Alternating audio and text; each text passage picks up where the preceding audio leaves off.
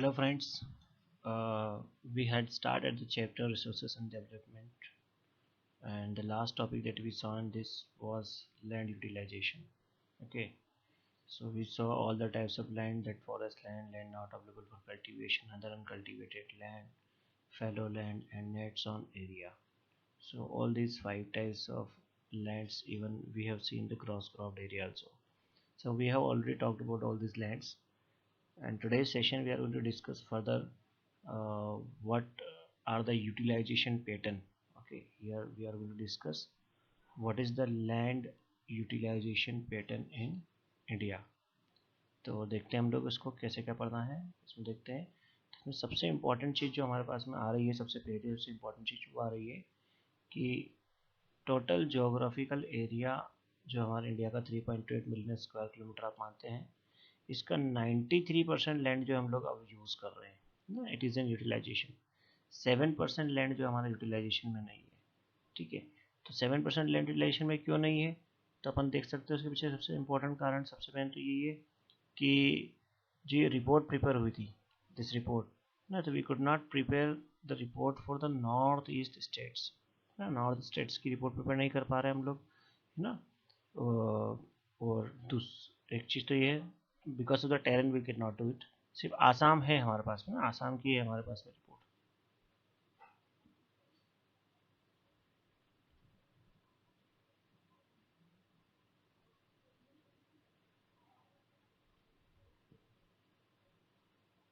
ठीक है, अब इसमें दूसरी बात ये है कि कुछ ज़मीन जो कुछ एरिया जैसे जम्मू कश्मीर है,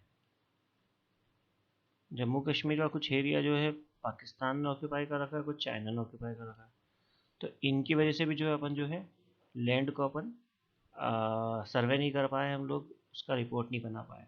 ठीक है, तो अपन बोल सकते हैं कि ये पर्टिकुलर एरिया जो, ये पर्टिकुलर लैंड जो है, इतनी हम लोग 7% अप्रॉक्सीमेटली लैंड जो है हम लोग यूटिलाइजेशन में नहीं लेकर के आ पा रहे हैं। ठीक है, या यूटिलाइज हो रही लेकिन हम लोग उसको सर्वे में नहीं कर पा रहे हैं। ठीक है, तो अब अपन आगे बढ़ते हैं और अपन एक्चुअली समझते हैं कि लैंड यूज पैटर्न क्या है ना। तो इसके लिए अपन एक चार्ट पे आएंगे। तो हम लोग सबसे पहले समझ रहे हैं, तो सबसे पहले हमारा जो आ रहा है यहाँ पर 1960 से 61, कि 1960 से 61 में लैंड यूटिलाइजेशन पैटर्न क्या है, और 2008-2009, तो ये कंपैरेटिवली स्टडी होती है, राइट। तो शुरुआत करते हैं फॉरेस्ट से। अपन देखते हैं फॉरेस्ट लैंड की। तो फॉरेस्ट लैंड की जब अपन बात कर रहे हैं, तो अपन देख रहे हैं कि 18.11% फॉरेस्ट लैंड पहले हुआ करती थी 60-61 में। ठीक है, जबकि हम देख रहे हैं 2008-2009 में हो गई 22.78%। तो फॉरेस्ट लैंड इंक्रीज हुई है। अब ये फॉरेस्ट लैंड इंक्रीज होने का फ़ायदा हुआ है या नुकसान हुआ है ना, इसका फ़ायदा हुआ है या नुकसान हुआ है, ये बात तो अपने को कब समझ में आएगी, जब अपन ये देखेंगे कि चाहते क्या हैं हम, गवर्नमेंट क्या चाहती है।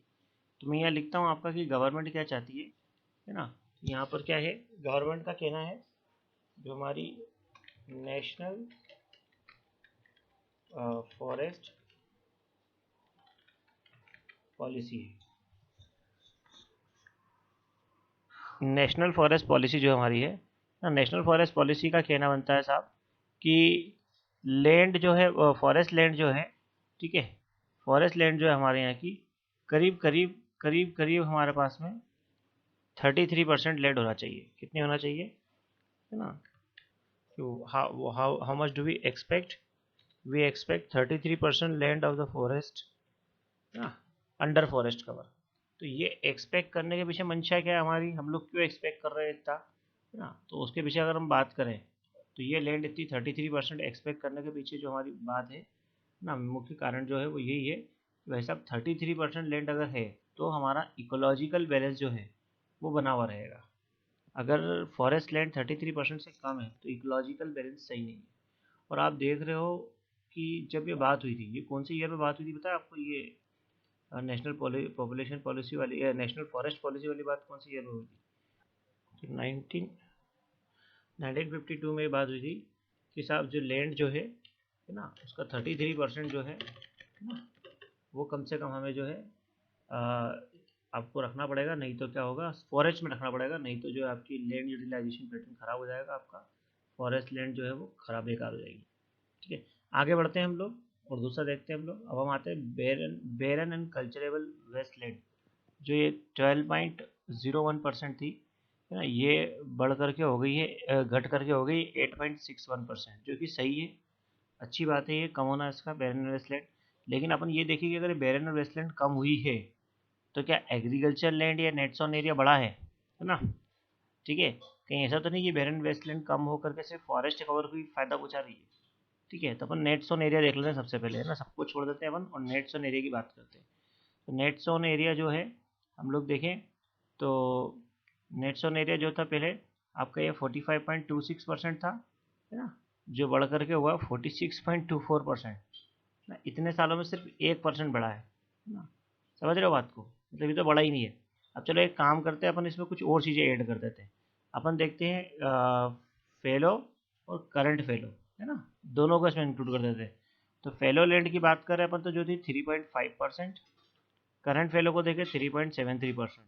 तो 3.5%, 3.73% और 45.26%, तीनों का अपन जोड़े 45 और 348 और 351, और इनको जोड़ करके अगर अपन ये मान लें 52.5% ये जो लैंड थी, ठीक है, नेट सोन एरिया अपन बोल रहे हैं, अपन टोटल मान ले अपन 52.5% जो लैंड थी, है ना। अब देखिए 2008-9 में क्या हुआ, 46.24%, 4.76%, 3.37%, तो ये दोनों हो गई 8%, और ये हो गई 46, मतलब 8 प्लस 46 हो गई टोटल 54%। तो 52% लैंड जो थी, 52.5% लैंड जो थी 54.24% पे जाके अटक गई। मतलब हम बात कर रहे हैं कि ये जो हमारी बैरन और कल्चरेबल वेस्टलैंड जो थी, है ना, ये कम हुई है तो फॉरेस्ट बढ़ा है, इससे नेट्स ऑन एरिया नहीं बढ़ा है। ये बात समझ में, तो ये एक थोड़ा सा विचारनीय बात हो जाती है ना, थॉटफुल थिंग हो जाती है, इस पर विचार करना चाहिए। चलिए आगे बढ़ते हैं हम लोग, और हम लोग अगली चीज़ देखते हैं इसमें।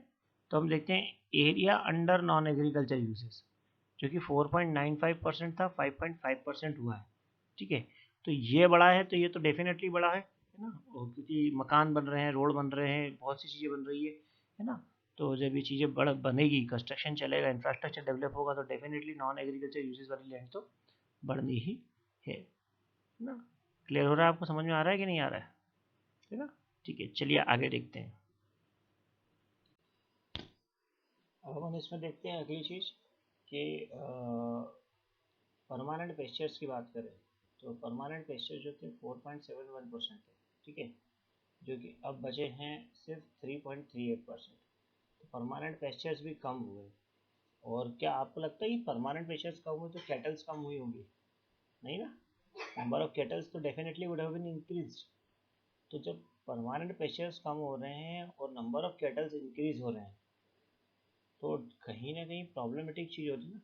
आप पहले के ज़माने में देखेंगे, आप तो जो एनिमल्स होते थे ना, बहुत ज़्यादा जो होते थे कैटल्स, बहुत ज़्यादा हेल्दी होते थे, फिट होते थे।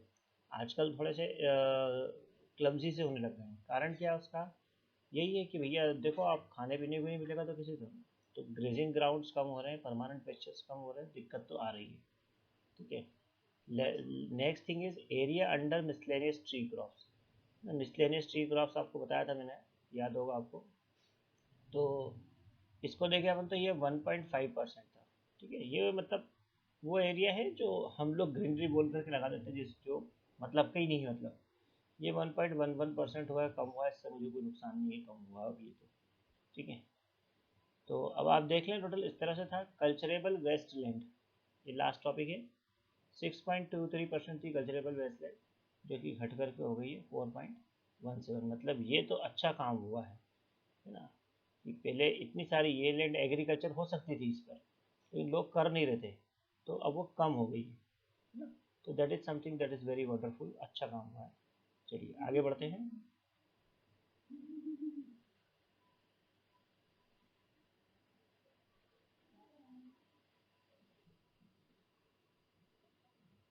अगला टॉपिक हमारा आता है लैंड डिग्रेडेशन एंड कंजर्वेशन, ठीक है। तो हम लोग पहले देखते हैं लैंड डिग्रेडेशन। पहले उसको देखो, हमारे यहाँ की 95% लैंड जो हमारी बेसिक नीड जो है वो लैंड से पूरी होती है ना। कोई सी भी चीज़ की हो, चाहे फूड की हो, शेल्टर की हो, चाहे क्लॉथिंग की हो, वैसे भी इंसान के जीवन की तीन ज़रूरतें होती है ना, बाकी सब बकवास है। रोटी, कपड़ा और मकान, 3 चीज़ मिलना बहुत ज़रूरी है। ये अगर आपके पास है तो आप कोई भी जंग जीत जाओगे। नहीं तो अपन आगे बढ़ते हैं, अपन देखते हैं लैंड डिग्रेडेशन। तो सबसे पहले अपन समझते हैं कि लैंड डिग्रेडेशन का मतलब क्या होता है ना। व्हाट डू वी अंडरस्टैंड, ये क्वेश्चन आता है सर, क्या क्वेश्चन आता है कि what do we understand by land degradation. ये क्वेश्चन आता है। अब आंसर की बात करें अपन तो लैंड डिग्रेडेशन का आंसर क्या होगा कि it is the process by which land becomes unfit for human use. Irony देखो भैया, लैंड जो है ह्यूमन यूज के लिए अनफिट हो रही है, और इस प्रोसेस को हम लोग लैंड डिग्रेडेशन भले ही बोल रहे हैं, है ना। लेकिन ये प्रोसेस के पीछे जिम्मेदार कौन होगा, क्या लगता है आपको? हाँ, ऑब्वियसली ह्यूमन बीइंग, है ना, ह्यूमन बीइंग ही जिम्मेदार होगा।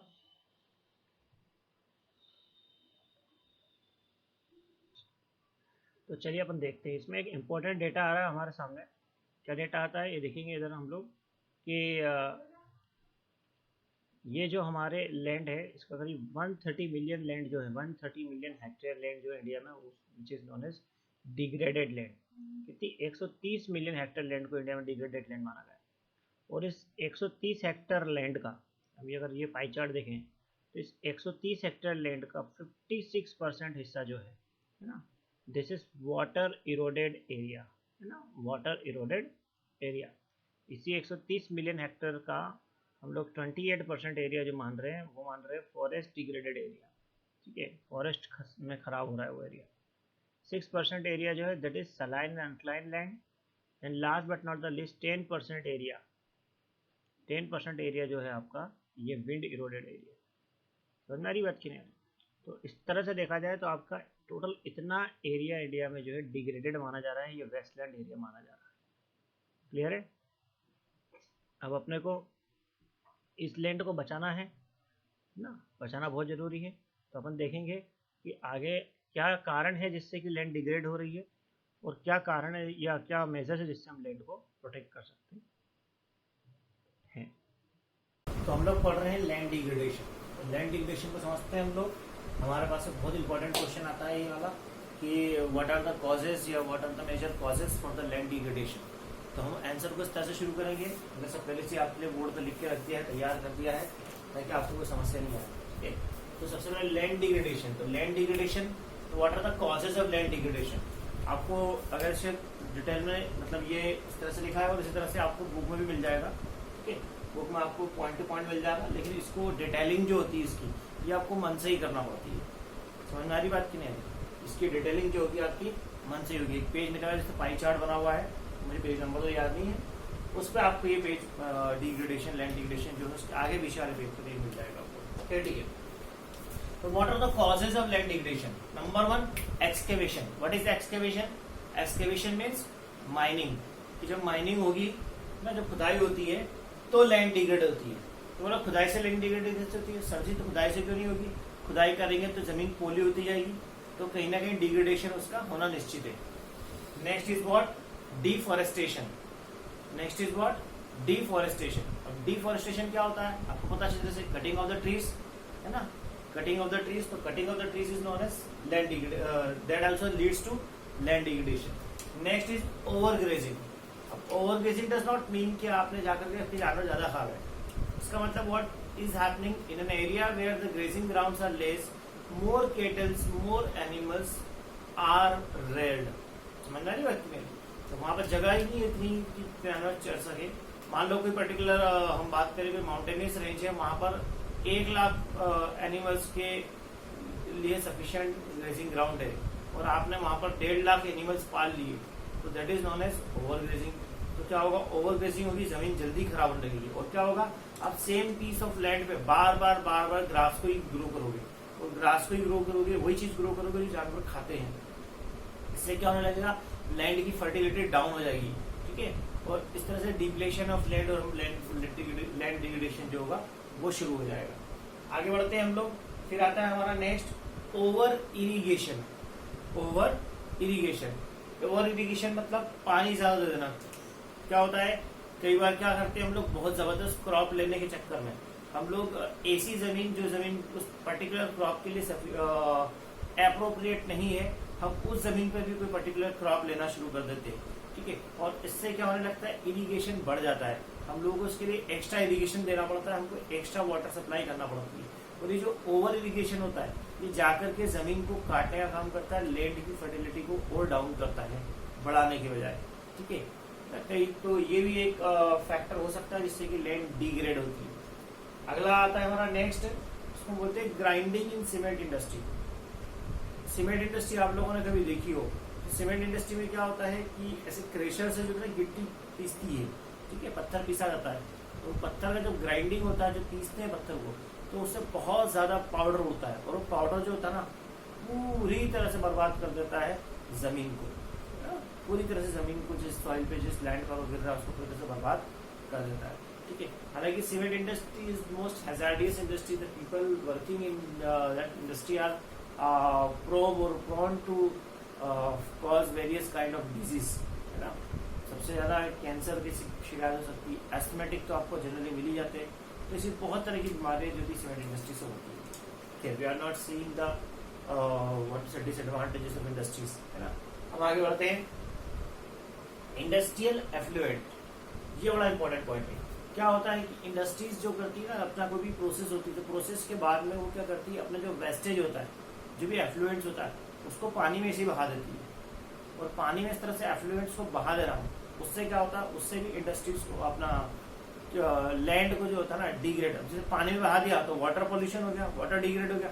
लेकिन कई बार क्या होता है कि चूंकि इंडस्ट्री कोई ऐसी बसी हुई ऐसी जगह पर है जहाँ पर नदी नहीं है, तो वो लोग क्या करते हैं, जमीन में बड़े गड्ढे खोद के जमीन में डंप कर देते हैं पानी को, धीरे धीरे उतर जाएगा वो अंदर ना, कुएं खोद देते बड़े बड़े, तालाब बना देते हैं अपने ऊपर। आपने देखा होगा कभी किसी इंडस्ट्री में तालाब बना हुआ, पानी पूरा गंदा भरा हुआ उसमें, तो ultimately that is not water, that is chemical. तो होता क्या है कि ये केमिकल या कुछ भी चीज जो एफ्लुएंट जो निकलता है, वेस्टेज जो निकलता है इंडस्ट्रियल, वो उसको वेस्टेज को इसी तरह से जमीन में डंप करके जमीन की बर्बादी कर देते हैं। समझ में आ रहा है इतनी बात?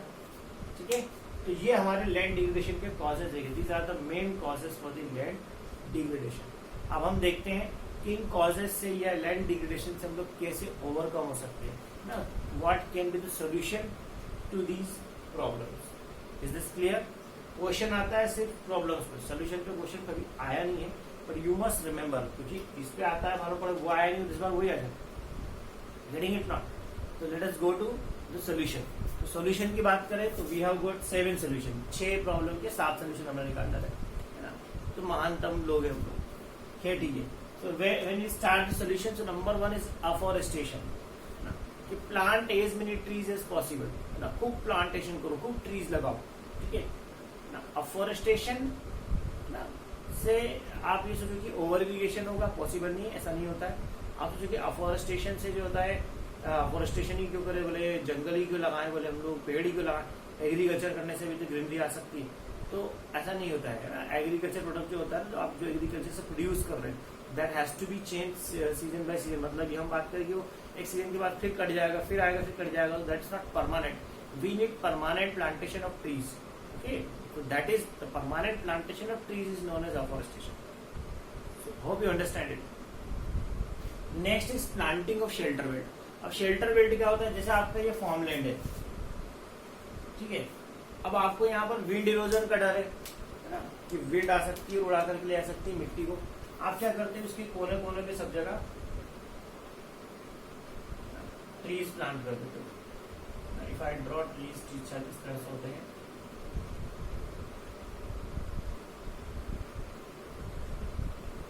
अब क्या होगा कि the roots of this trees will hold the soil, है ना। और अगर इधर भी कर सको तो इधर भी कर देना। देखा होगा आपने खेतों में इस तरह से चारों तरफ पेड़ लगे हुए होते हैं, तो ये जो ट्री प्लांटेशन होगा तो इससे क्या होगा, the soil will be hold by the roots of this trees. जब ये ट्रीज की रूट जो होगी सॉइल को जब होल्ड कर लेगी, तो उसके बाद में क्या होगा, विंड जो होगी, विंड इरोजन जो होगा वो रुक जाएगा। विंड से सॉइल का उड़ जाना, विंड से सॉइल का बह जाना, वो इतना आसानी से नहीं हो पाएगा ना। सॉइल की ग्रिप जो होगी लैंड पर, वो है ना स्ट्रॉन्ग हो जाएगी। ठीक है, आगे बढ़ते हैं हम लोग। Control on over grazing, this is very much important, है ना। तो रेयरिंग जो कर रहे हैं एनिमल्स, और ये कौन, गवर्नमेंट के not to do this, has to come from the people. हमें सोचिए करना पड़ेगा। अब सोचेगा आदमी यार मैं कम जानवर क्यों पालू यार, सरकार के चक्कर में, तो भाई तू सरकार के चक्कर में कम कर, तू तेरे चक्कर में कम कर, ग्रेजिंग ग्राउंड खत्म हो जाएंगे, तेरे जानवर तू 15 की जगह 10 पाल, लेकिन 10 पाल, उनको अच्छा खिला, बढ़िया खिला, तेरे एक्सपेंडिचर्स भी कम हो गए और वो जानवर भी अच्छा खाएंगे, बढ़िया खाएंगे, तो उनकी हेल्थ भी बढ़िया होगी ना, तो वो जरूरी होता है। Next is stabilisation of sand dunes. अब सबसे पहले समझते हैं सैंड ड्यून्स क्या होते हैं। ड्यून्स मतलब होती है हिल, पहाड़, ठीक है, और सैंड ड्यून्स मतलब रेतों का पहाड़। रेगिस्तान में आपको इस तरह के पहाड़ देखने को मिल सकते हैं। तो सैंड ड्यून्स जो होते हैं, ठीक है, सैंड ड्यून्स को स्टेबलाइज करना होता है। स्टेबलाइज कैसे कर सकते हो आप? अगर थोनी बुशेस, झाड़ियां लगा दे रहे हैं, झाड़ियां लगाने से क्या होगा, तो झाड़ियां लग जाएगी तो सैंड ड्यून्स जो है, वो ड्यून्स जो है वो थोड़े से स्ट्रांग हो, जो रेत होगी उसकी ग्रिप बढ़ने लगेगी, मजबूत होने लगेगी, ठीक है, वो रूट्स में फंस जाएगी रेती जो होगी वो रेत जो है बह करके नहीं जा पाएगी हवा में, या उड़ करके ना जा पाएगी, ठीक है। तो this is one method, scientific method बोले या लोकल मेथड बोले। Next is control on mining activities. This is something which is very important. Mining जो हो रही है उस पर कंट्रोल कैसे किया जा सकता है?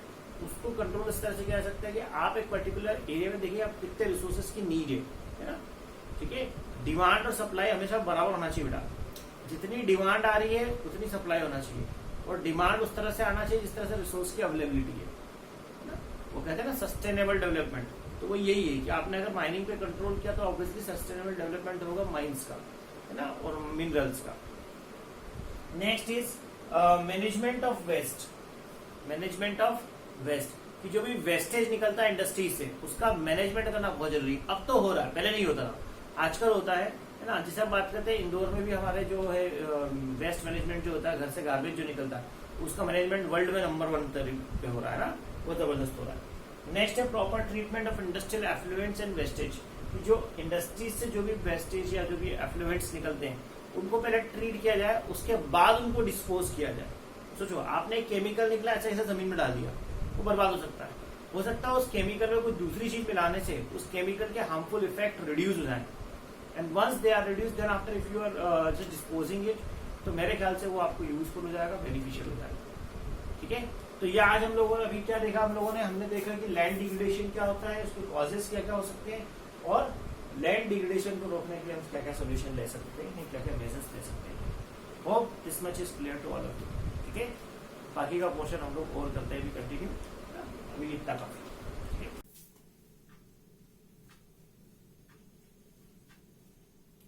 सॉइल प्रोफाइल की बात करें अपन, तो अपन देख सकते हैं सॉइल कितने पार्ट से बनती है। तो सॉइल का जो सबसे बेस पार्ट होता है जिससे सॉइल बनती है उसे हम बोलते हैं पेरेंट रॉक, है ना। और पेरेंट रॉक जो होती है, ठीक है, ये अनवेदर्ड होती है।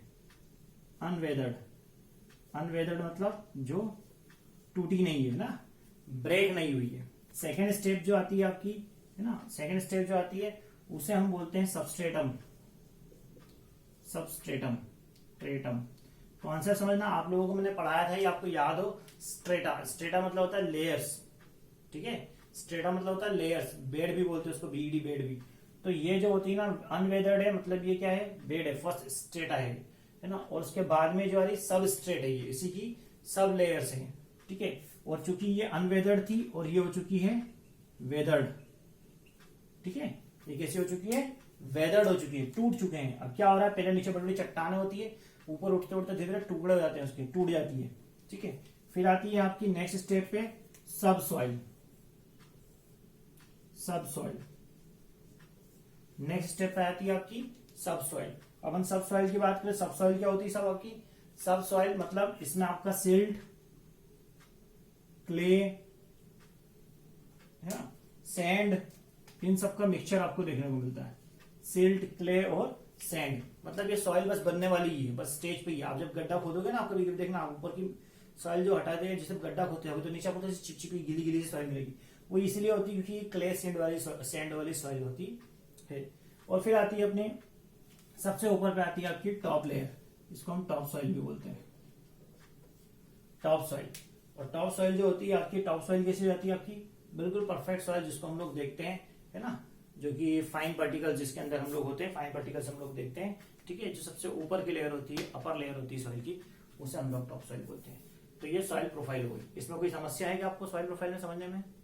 मेरे ख्याल से नहीं होगी, ठीक है। तो अगली बार जब सॉइल प्रोफाइल क्लियर है तो हम लोग फिर से देख लेते हैं कि क्वेश्चन ऐसा आता नहीं है सॉइल प्रोफाइल में, पर कभी आ जाए तो है ना कि what do you explain the soil profile, तो बोलेंगे soil is formed by the rocks, okay, it's a natural process, okay, the parent rock और the unweathered material are the bottomest part of the soil profile, okay. When they break down, so they change into the substratum, or we can say weathered rock material, okay. The second layer of the topmost soil is known as the topsoil, or we can also call it the uppermost layer of the soil, okay. The second soil is also known as subsoil, okay, which is a mixture of sand, silt and clay, okay. तो ये इस तरह से आप soil profile के बारे में चर्चा करोगे। ये क्वेश्चन नहीं आता। क्वेश्चन कौन सा आता है? क्वेश्चन आता है कि what are the factors that affect soil formation, कि कौन से फैक्टर हैं जो सॉइल फॉर्मेशन को अफेक्ट करते हैं, ठीक है। कौन से फैक्टर है जिनसे सॉइल फॉर्मेशन, सॉइल का बनना अफेक्ट हो जाता है साहब। तो सॉइल फॉर्मेशन को अफेक्ट करने वाले फैक्टर्स की अपन बात करते हैं, ठीक है।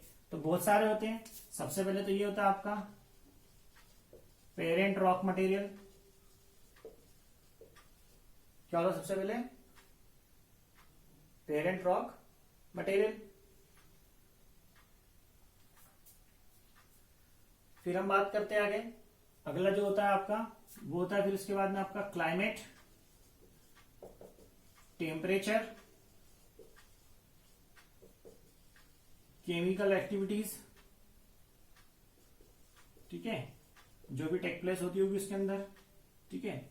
और इसके बाद में हम बात कर सकते हैं कि